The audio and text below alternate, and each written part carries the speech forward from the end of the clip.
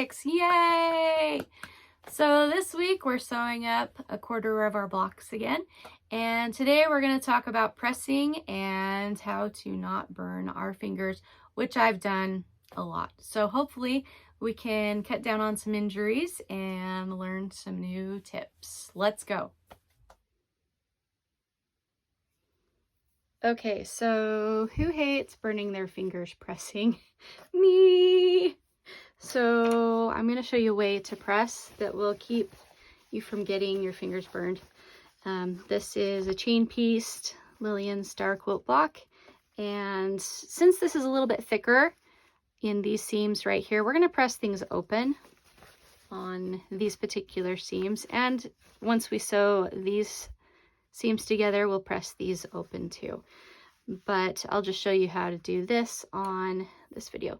So I take my little Hera marker. This is a mini Hera marker, and what I do is I just kind of put it in the middle of the seam, and then I twist, and it just automatically opens it up, which is kind of nice. And so on this mat, this wool mat, I got it from Love Sew, and it's one of my favorites. And so I'll just put half of the block on there and I'll keep going. And I know this is slow, and sometimes it takes a minute to get this into the seam.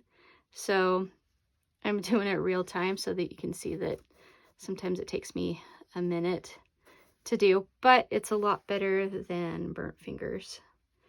So there we go. I just keep pressing them open. And while I'm doing that, I'm going to talk about my little Aliso mini iron. I really like it because sometimes I don't want to hold a big iron when I'm doing this little tiny work. So it's been really helpful to just press little seams open like this. So there we go. So I'll just kind of slide it up there and press it for a second.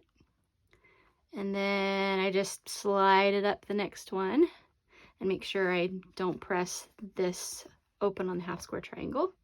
That's pretty good. And if you want to use a clapper, just put it there while you're doing the other seams. That's great. So there's that one. And it's kind of nice to not burn your fingers. It's just nice and pressed open and ready to go. And the motion like this helps it to stay open when you're moving down the seam. And there's not a lot to hold on to as far as a big iron when you're doing just these little seams. And then once that's done, I'll either flip it over or move it up and do the other side. And then once you're done with both sides, then you have these really pretty flat seams that'll be a lot easier to sew, to quilt on if you're doing free motion quilting, which I'm going to do. So I hope today we cut down a little bit on the quilting workplace injuries. I've had my share of burned fingers, so I hope we can all save ourselves from that part of quilting. Anyway, I will see you next week.